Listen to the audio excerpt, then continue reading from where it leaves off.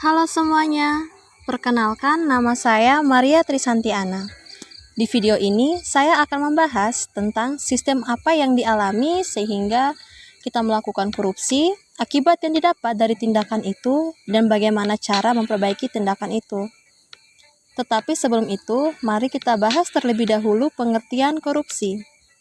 Seperti yang kita tahu, korupsi adalah tindakan pejabat publik, baik politisi maupun pegawai negeri, serta pihak lain yang terlibat dalam tindakan itu, yang secara tidak wajar dan tidak legal menyalahgunakan kepercayaan publik yang dikuasakan kepada mereka untuk mendapatkan keuntungan sepihak.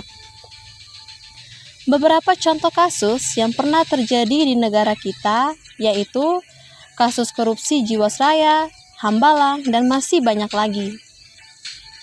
Tanpa kita sadar pula, kita juga melakukan tindakan korupsi sebagai seorang mahasiswa.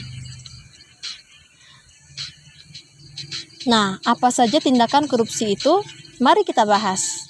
Yang pertama, menyontek. Menyontek adalah kecurangan kecil yang sangat sering dilakukan oleh seseorang, bahkan hampir semua orang pernah melakukan kecurangan ini.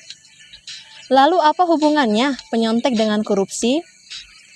Hubungannya, jika seseorang terbiasa melakukan kecurangan, walaupun kecil, di masa yang akan datang, dia tidak akan takut melakukan kecurangan lagi, walaupun itu termasuk kecurangan yang besar. Hal ini terjadi karena mereka telah terbiasa dan telah mengetahui bagaimana cara agar mereka bisa melakukan ini dengan baik tanpa diketahui oleh siapapun.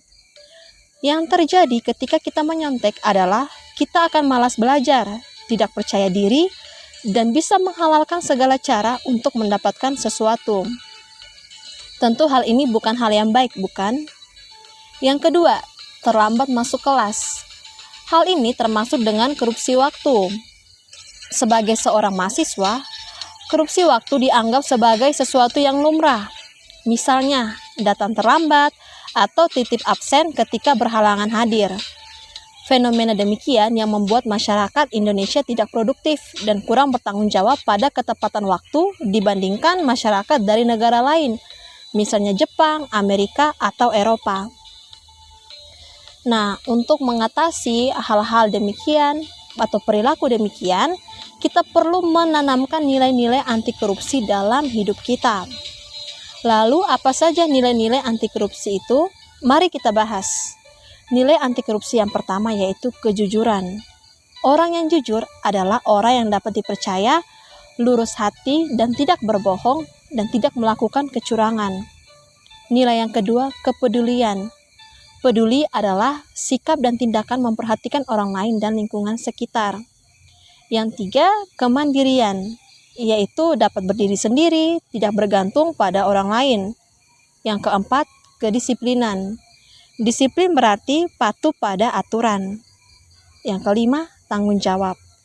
Tanggung jawab berarti sikap dan perilaku seseorang dalam melaksanakan tugas dan kewajibannya.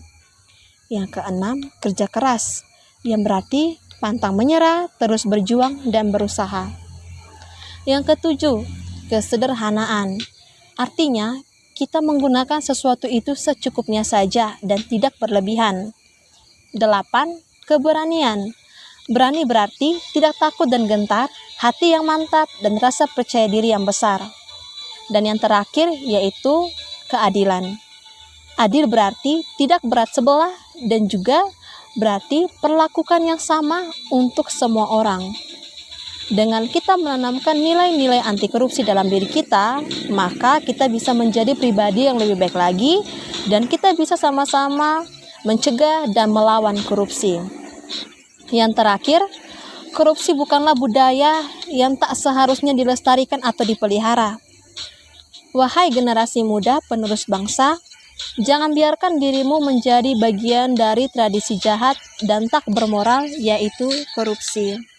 Terima kasih.